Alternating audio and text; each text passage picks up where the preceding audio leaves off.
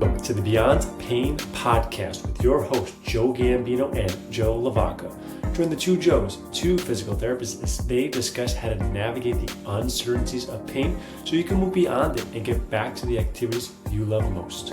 This podcast is for Joe, and their guests to share their clinical thoughts and ideas based on their collective clinical experiences. Can this information be for you? Maybe, but we cannot know for sure. Therefore, it is always worth talking to your healthcare provider to make the best decisions in your care before you implement anything on this podcast. And please use common sense. Welcome back into the Beyond Pain podcast. I am one of your hosts, Joe Gambino, and I am here with Joe LaVacca. You can find us on Instagram at Joe Gambino DPT for myself and at Strength and Motion _PT for LaVacca over there. This podcast is on Instagram, Beyond Pain Podcast, and on YouTube, Cups of Joe _PT. And if you would like to work with us, there's an application form down in the show notes. Please feel free to reach out whenever you want. And Joe and I, we already talked about the Knicks and our devastating week 1 loss. We will not rehash it here because there was a lot of complaining and a lot of bitching. So we will leave it in the past and we'll move forward. Welcome back, Joe boy. Oh man, I'm really glad you said that because I feel good about that decision after being sick to my stomach. I actually think that's why I might have a cold. They ran down my immune system and ramped up my stress response so high that I just can't even talk about it anymore. But we are also supposed to be preparing for summer this weekend, as it is the Friday before Memorial Day. And it feels like anything but in the Northeast right now, because it has been about 40 degrees for the last 3 days. And Mr. Gambino so wonderfully reminded me that it is 75 and sunny and the best time to be in North Carolina. And it looks like you guys are going to have a wonderful weekend. I hope you get lots of sunshine. And for us New Yorkers, on the fence. So we'll be in Knoxville this weekend, and there is some rain on the forecast. So we're hoping that it holds off.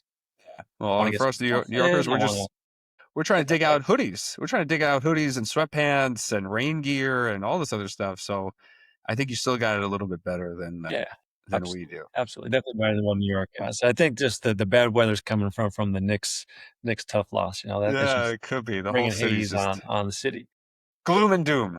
I did say we're gonna talk about the future today, Joe. We're not gonna look in the past, but actually, this whole episode is about it's Flashback Friday. Back on the past. So today, we're going to be diving into what our experiences were like when we first started getting into physical therapy, and then how things have changed. And we will bring ourselves back to the present and today, and how things have changed and how we look at things differently. So I'll let you kick it off, Joe. You started your PT journey before me, I think probably like 3 or so years before I did. So what was it like when you were in school? What was it like when you were initially employed? Everything before Perfect Stride kind of changed our lenses on things. Yeah, school, we could start there because there's a lot of new grads entering the workforce in probably this week, next week. So congratulations to you guys. Welcome. It is not all gloom and doom, unlike the Knicks playoff outlook and the weather here recently. And I think that you'll find that you made an excellent career choice. When I was in school, or when I think about school, biggest things I'm reminded of were just our clinical rotations. And, those were always interesting because there was only so much, or kind of like I felt only so much I could do in each one. And I was more or less interested in the fields that we were, assigned to. And for those that don't know who are listening, in at least my PT school, Sacred Heart University, we did orthopedic or like musculoskeletal affiliation. Then we had to do a neurological one or like an inpatient rehab one in the hospital. And then there were all sorts of other specialty areas like cardiovascular. You can get into geriatrics, you can get into pediatrics, but ultimately as you were, picking all the places you wanted to go or trying to win the lottery on some of these places, because a lot of them were sports teams and stuff too, you were trying to refine and hone in on where you wanted to be. And it was always interesting working under someone with such a eye or a magnifying glass over you because everything you did was graded. And it reminded me of being on The Pit. I don't know if you watched that show on HBO, but it was funny because as you're working with people, you're getting questioned by your instructor simultaneously. And it's like, are you trying to make me look smart or are you trying to make me look like an idiot right now? I'm not sure which way it is. However, I also felt like a lot of the places that allowed us the opportunity to go in there, minus, a sports facility sort of thing, it was almost a little bit like slave labor. You went in, you were, kind of put through the rigors, excuse me. And if you did well, your reward was to get worked as hard as possible. If you did not do well, then there was very little done for you, at least in my experiences. Now, luckily, I did do well and I had great clinical instructors in all of my rotations, but I know that wasn't the same for everyone.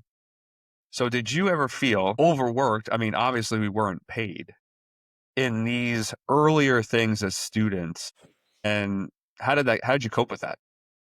Yeah, so when I was in PT school, I think every especially the ortho ones, I didn't really feel overworked when I was in the hospitals or when I did subacute. They weren't populations that I work with often. There's not a high volume of people that we see. It was definitely a different learning experience on those, which was fun. But when I did my ortho ones, I did well on all of them. My background, I already had maybe 5 years of personal training experience under my belt. So when I went into each one, my bedside manner, and I think that's what really matters to, even when I was a clinical instructor at Perfect Stride, the thing that matters most is how you communicate with your patients and how are they buying it, right? And I did that in every single one of them and every single one of my affiliations, except for my first one because it's my first one, which was an interesting experience. I was seeing 20 plus people in a day, right, which is a lot.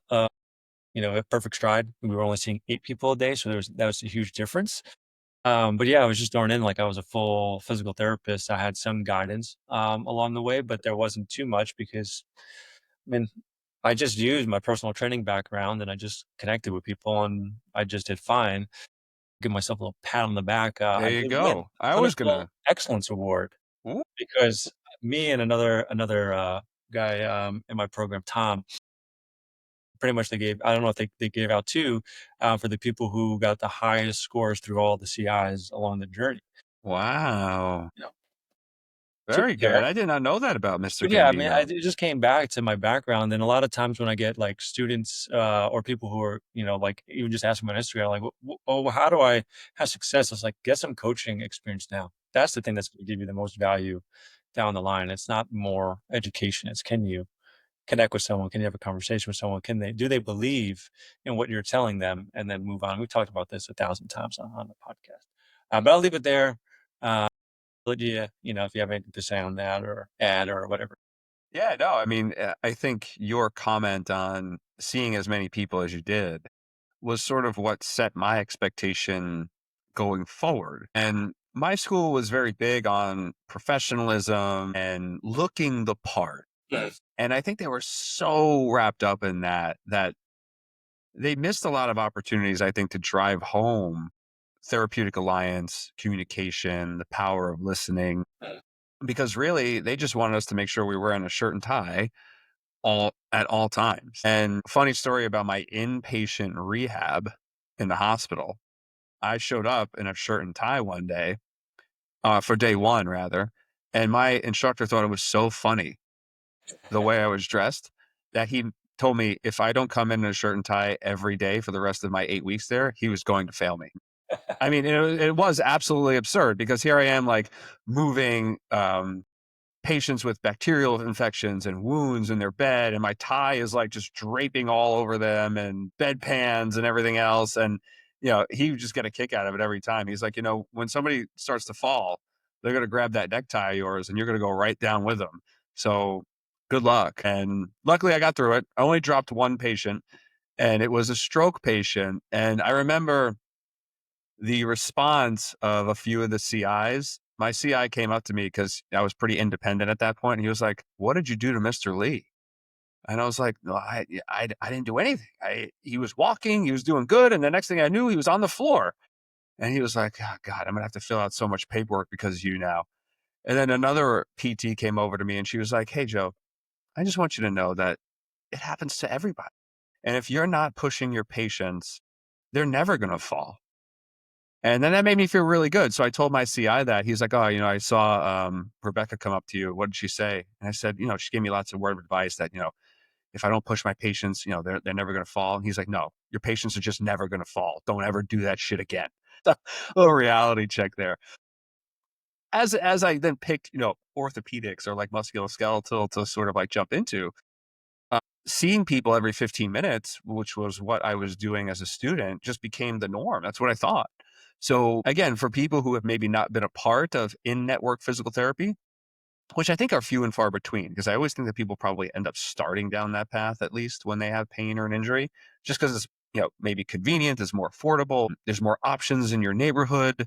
So when you go in and you have a person at 8, 8:15, 8:30, 8:45, and 9, you're like, well, no, this is just what I did as a student. Start everybody on heat and ice, I guess, or a TENS unit, which is like electrical stimulation. Maybe do a quick history, quick rub down, massage, maybe have time for a couple exercises. And I don't know if you guys had aides, but the first job I had did everything probably unethical. But the one thing they really stood by was no aids, no aids, no help. This is a PT office. And I'm like, yeah, great. A PT office that requires each PT to juggle 5 people at a time, not remember anybody's name, diagnosis, maybe where they are in the recovery process, and then just keep giving them the same thing over and over until their insurance company denies them more visits. And I think that was always the most frustrating thing, is that I always wanted more time with people. And then I felt almost sort of guilty in a way where I'm giving the same thing over and over again. I'm not really sure if I'm making a difference or not, or if it was just time. And then, especially dealing with so much insurance nonsense, a lot of people, when their insurance ran out and you were maybe making progress with them, they would just stop coming. So I think that's what really shaped, obviously, where I am now in strength and motion in the business. Because, like you said, Perfect Stride kind of probably opened our eyes to the way things could be, and seeing people for an hour and giving them that time and attention. So what was your first job? Was Perfect Stride, right? Okay. It was. So, I'll paint this little picture because I think it was different. And I don't know when you were in PT school, because you talked about your story of like your first CI, like fancy car, dressed nice, and this Yeah. got you into, or it was that when you were in PT for one of your injuries. But when I started, my first CI was very similar in that depiction. He's like well-dressed guy, nice cars, multiple businesses. And he would tell me, he would see people every 15 minutes. He was very, very fast paced. He was in Whitestone in New York. Great guy, funny guy. But like, he was telling me like with like reimbursements, like they were making, $500 in a sitting, 3 to 500, like in network. And they were just like, he was just seeing as many people as he could. And he had another business with it was almost like a ortho group, like a surgical center in a sense. So it was like he did very, very well for himself. But that was like very fast paced. My first one, I didn't really get to treat many people. He let me do a little bit of manual and like because he knew my background was in personal training. He let me do the exercises with people and stuff like that. But they were in and out. Everyone loved them in there, and that's what really mattered. Like everybody that came in there, they loved having like a conversation with him. They all laughed and they pieced out. And it was similar each one that I kind of went through. See people the same thing. 15 minutes at a time, 30 minutes maybe you got. Stuff like that. And interesting for you, you came up to the determination on yourself, like, oh, I'm not sure if I'm making an impact. I want to have more time. I want to get more education. Like when I started, I already had years of personal training under my belt. I was already spending 1 hour getting to do whatever I wanted from a fitness perspective to help people reach their goals. And then I come into this environment and I have to see people for 15 minutes and pass them off and they have to start on heat and ice. Like that's the process of these places. And as a student, you can't change that. Right. And I didn't like it because I liked spending the time with people. I liked to get to know them. A lot of these people, when I was doing personal training, and I was still doing it while I was in school, which was nice. I saw these people more than they saw their friends. Like we would go out to the bar, like on the corner after a night session and have a drink and hang out for a couple hours. Like, that's how close I was able to get to these people. And in that other environment, you can't really do that, right? So there's just a part of it, this fast-paced environment. I felt like I needed to give more. I came from doing an hour of stuff. 15 minutes is definitely not enough. And some of those places, the people are in there for an hour and a half because they just keep adding exercises, the same exercises everybody gets. And then all of a sudden that person is in there for an hour and a half, but you only see them for 15 minutes. So I didn't like that component of things.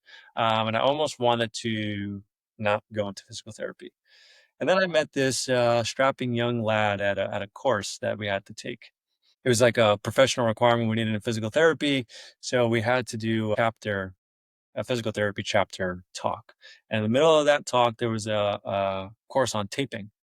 And none other than Joe LaVacca was there teaching that course. And it was the first time in the physical therapy world where I heard you talk about people that I followed in the strength world. Mike Boyle, Chrissy, Dan John. I was like, wow, there's actually something different going on here that I have not seen in any of these others. So I reached out to you. I ended up shadowing you, and that turned out to me getting the job at Perfect Stride. And then that was more of an environment that I was used to. It's one-on-one. I get a whole hour with you. I get to just talk to you, educate you, connect with you, get to know you. And that's what kind of kept me going down this pathway. I think I've even talked about on the podcast. The initial transition from personal training to physical therapy, it took me almost 3 years to call myself a physical therapist because I never really, I just identified so much as a strength coach and a personal trainer that, and I just had a bad taste in my mouth of physical therapy for a very, very long time, even before I got into it, that I didn't really want to identify. And then I found my own path, and then I was able to identify as a physical therapist. I fast forward today, I mean, most of what I do isn't really deemed physical therapy. I do mostly fitness at this point and kind of guide the process. And so it's very, very different with what I'm doing today as what I did when I started. So it's a pretty big evolution. Yeah, and God, I remember the course that you're talking about, but it's funny, I forgot that you shadowed before, and now because you said that, I remember us actually taking a picture together, like by the treadmill and the logo, and either one of us posted it on Instagram or both of us did, I think, but that was the first picture we ever took together, and wow, that was cool. That was a little, yeah, that's definitely a flashback Friday because totally forgot that you shadowed there for a day or two. Well, I think the important theme that's emerging on both of our ends is that there was a lot of good to take from the negative experiences because it helped us realize what we wanted or what we could do to help people. Yeah. And there was still, and you mentioned that maybe a lot of what we do now, traditionally 10, 15 years ago, people would come in and shadow us or watch us do our thing now and be like, this isn't physical therapy. You're just training people. It's like, well, that's also where a lot of the research is heading to get people active, to focus on wellness, that there is a bigger picture emerging on weight gain, high blood pressure, cholesterol, sleep, relationships, and this stuff maybe was just, you know, gathering a little bit steam of 10, 15 years ago. And now it seems like it's full speed ahead, to the point where, yeah, I look at some of the things I write for people or how some of our sessions go, and I'm like, oh, geez, I didn't stretch them. I didn't mobilize them. I didn't do this. I didn't do that. Oh my God. We didn't even stand up from that session because we were just talking so much. And it's like, yeah, physical therapy, the definition I think has really emerged. And, maybe it's sort of time for a rebrand on our organizations and our career parts. Right.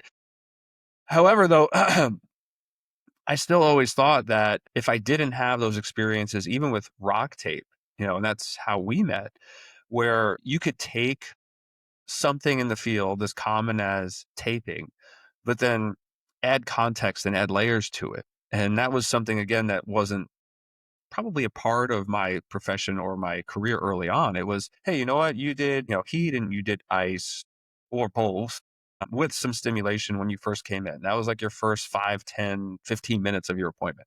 If I was running behind, guess what happened? Hey, is that stim feeling pretty good? Oh, I'm going to bump you up a couple minutes just so I could give myself another, 2, 3 minutes to use the bathroom, organize my thoughts, go in between some patients, do more manual therapy on someone.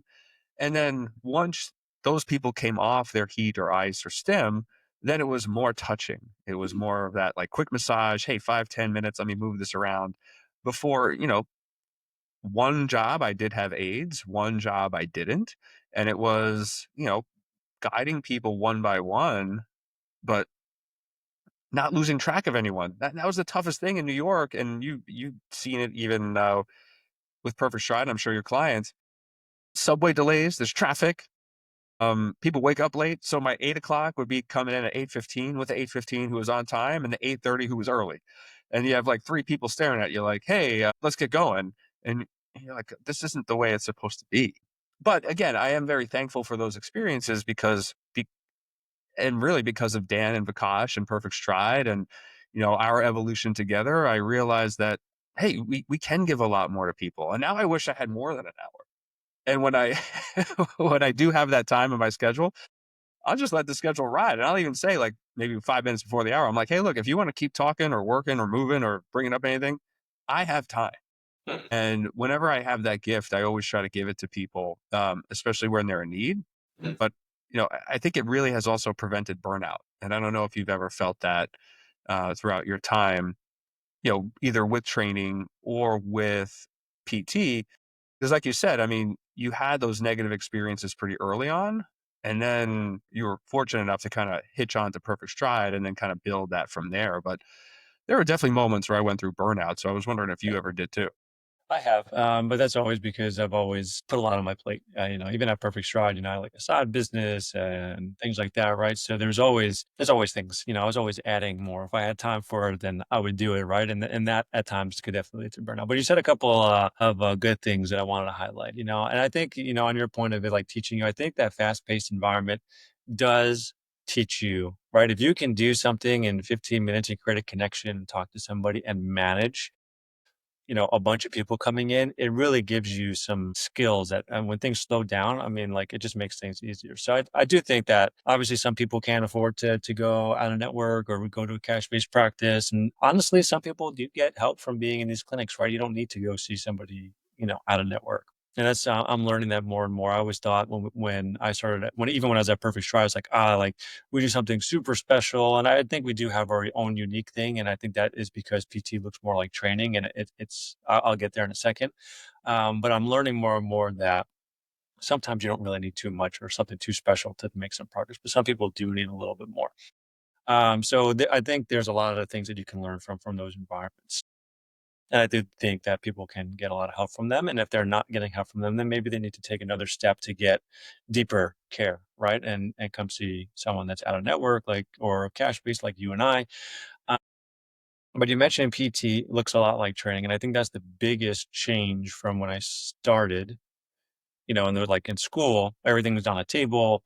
You give them some higher level drills, they kind of do them off on their own. And now PT and training, they're almost kind of like that, the same thing, right? And even at Perfect Stride, because my background was training, I didn't have a whole lot of physical therapy experience. Everything I did was I just gave them personal training exercises. Like, oh, you have knee pain, we're going to squat. Well, you have back pain, we're going to deadlift, right? And it was just kind of taking personal training and just adapting in the environment. And it was helpful, right? But I was definitely missing the piece. And it's kind of evolved a little bit where, you know, training now and PT, they kind of go hand in hand. And I think what a lot of people are missing in their rehab and where I see people struggle is they don't have the higher level loading happen and it's guided. They go through physical therapy and they do their workouts. And then what ends up happening to all these people who really struggle is when they start to load heavier and heavier, their pain comes back.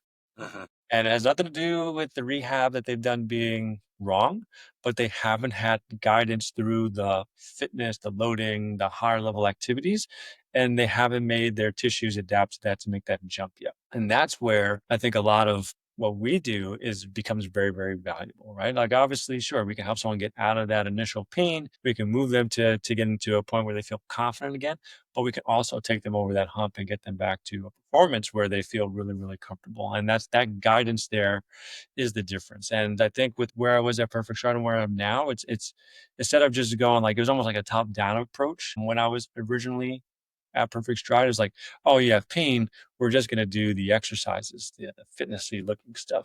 And now it's more of a bottom up approach. I break down the movements. What can't you do? How do we start to mobilize those things, get them moving? How do we load those tissues and then take it back to the higher level movements? So it's a little bit more nuanced now, kind of how I'm approaching it and more, okay, well, now I know how to rehab injuries. So we can kind of do this process, but we can still do this training around it. And I think when we have that approach to people who are very, very active that are struggling to get back, once you have that kind of nuanced approach, it makes the world of a difference because sometimes you just need to move and do the exercises. As someone I was talking to, not a client yet, but she was telling me, she's looking for a physical therapist. She's seeing physical therapists and she's doing a lot better. But every time she lifts, she's in pain. I was like, in my mind, we haven't talked about this. You just need some guidance in the fitness world, right? Like you don't need another physical therapist to give you more PT exercises. You need what happens when we're deadlifting and you get to 100 pounds and your back hurts. Like, how do we build the volume? How do we build the intensity? How do we build maybe a little bit more capacity around the spine?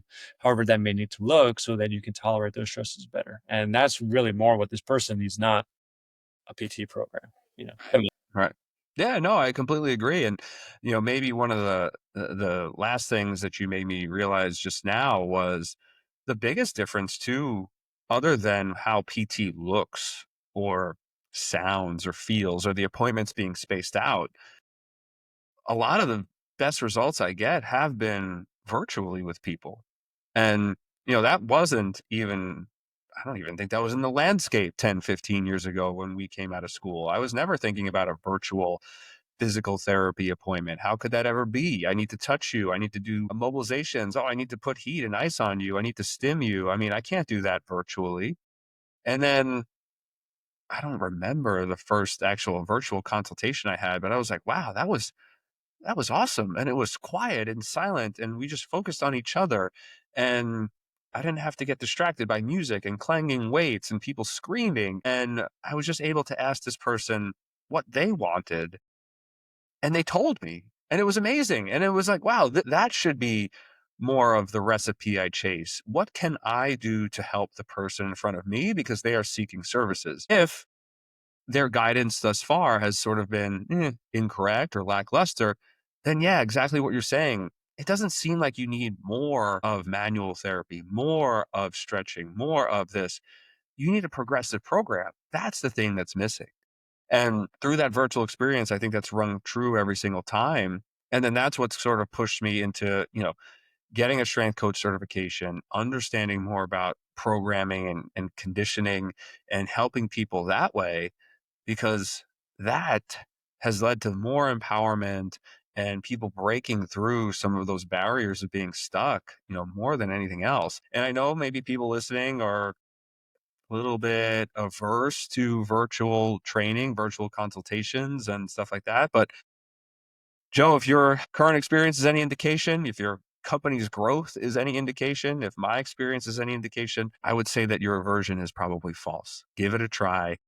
Work with somebody that can guide you, that can progressively overload you, that can teach you the fundamentals about getting back into a gym, your home, your basement, whatever you have, bands, dumbbells, but get under that load and keep pushing it forward a little bit more.